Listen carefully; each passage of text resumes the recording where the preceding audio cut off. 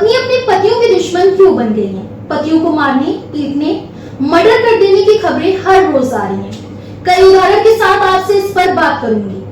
आप उत्तर प्रदेश से हो, मध्य प्रदेश से या दिल्ली से हो या मुंबई से हो, चाहे जहां से भी हो, आप बताएं कि आप क्या सोच रहे हैं कि आखिर इसके पीछे क्या वजह है।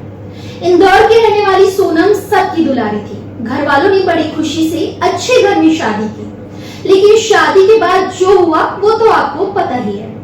सोनम अपने पति राजा के मर्डर की मास्टरमाइंड निकली। अपने कथित प्रेमी राज के साथ मिलकर उसने ये सब कुछ कर डाला। सोनम चाहती तो शादी से इनकार कर देती, लेकिन उसने पति की हत्या ही करवा दी। बात सिर्फ एक सोनम की नहीं है दोस्तों, मेरठ की मुस्कान, उसने तो अपने पति को मारकर ड्रम में भर दिया। सिद्धार्थनगर की संगीता ने प्रेमी के प्यार में पड़कर पति को नींद की गोलियां खिला दी, हाथ पांव बांधकर नदी में फेंक दिया। कानपुर में एक महिला ने अपने भतीजे के इश्क में पागल होकर पति की हत्या करवा दी। महाराष्ट्र की सांगली में एक पति ने अपनी पत्नी के साथ फिजिकल रिलेशन बनाने की कोशिश की तो पत्नी ने सोते हुए पति को कुल्हाड़ी से काट डाला। अलीगढ़ में पति ने पत्नी के साबुन से नहा लिया तो पत्नी ने ईंट से हमला कर दिया और पुलिस बुला ली। हरियाणा के भिवानी से पति ने पत्नी को रील बनाने से रोका तो पत्नी ने प्रेमी के साथ मिलकर अपने पति की हत्या करवा दी। बरेली में पत्नी ने अपने पति की हत्या कर दी और फिर खुद ही लाश के पास बैठकर रोने लगी। दोस्तों, ऐसे ही कितनी खबरें बताऊं मैं आपको कि शहर की बात करूं, मेरठ की, अलीगढ़ की, इंदौर की, बताते बताते थक जाएंगे और आप सुनते सुनते थक जाएंगे। लेकिन ऐसी घटनाएं हर रोज सुनाई दे रही हैं। हमारे और आपके पास से इस तरह की घटनाएं हर रोज आ रही हैं। ये बात भी बिल्कुल सच है दोस्तों कि आज पति भी प्रताड़ना का शिकार हो रहे हैं। दावा ये भी है कि दहेज के नाम पर दर्ज होने वाले 98% मामले झूठे होते हैं। पतियों पर अत्याचार हो रहा है, पर ऐसा नहीं है कि महिलाएं पूरी तरह से सुरक्षित हो गई हैं। कोई पति पत्नी पर हाथ नहीं उठा रहा है, बिल्कुल ऐसा नहीं हो रहा है। पत्नियां आज भी अपमानित हो रही हैं, परेशानियां झेल रही हैं, अपने रिश्तों में संघर्ष झेल रही हैं और जो लोग भी ऐसा कर रहे हैं वह मर्द कहलाने के लायक नहीं है।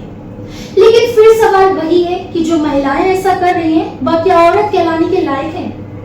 एक पुरुष पत्नी की ज्यादा सुन ले तो जोरू का गुलाम, माँ की ज्यादा सुन ले तो पल्लू से बंधा हुआ, यानी दोनों तरफ ही फंसना उसी बेचारे को है।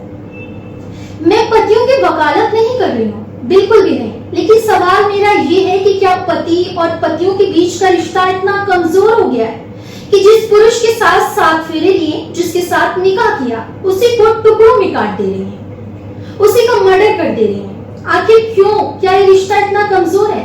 क्या भरोसा इतना कमजोर है? दोस्तों, हमारे देश में जीजा साली, भाभी देवर, नंदोई, सरहद के नाम पर कैसे कैसे चुटकुले कहे जाते हैं। इन रिश्तों को आखिर किसने इतना नाजुक बना दिया?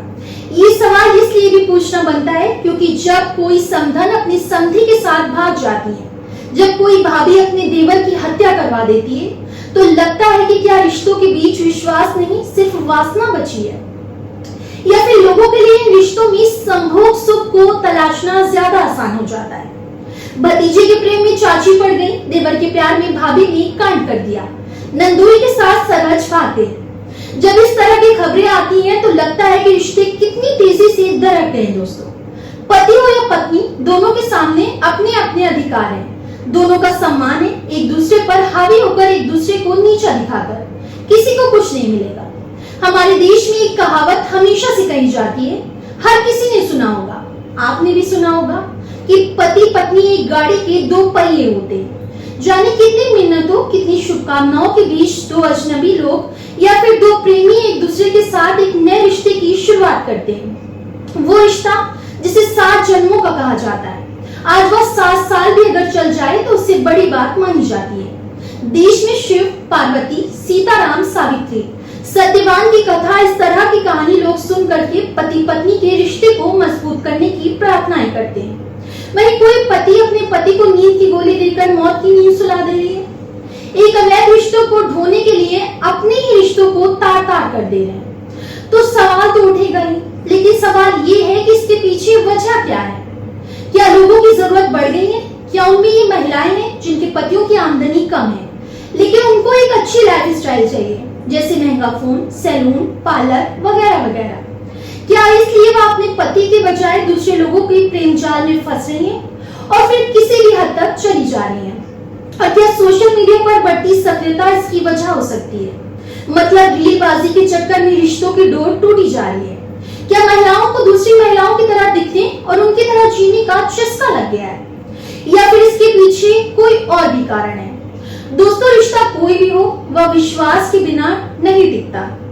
एक दूसरे को स्पेस दीजिए। अगर बोलते हैं तो सुनिए, अगर शौक है तो संतोष भी रखें। रिश्ते तभी खूबसूरत बनते हैं। वो कहते हैं ना कि ताली कभी एक हाथ से नहीं बजती, उसी तरह रिश्ते सिर्फ एक तरफ से नहीं निभाए जा सकते।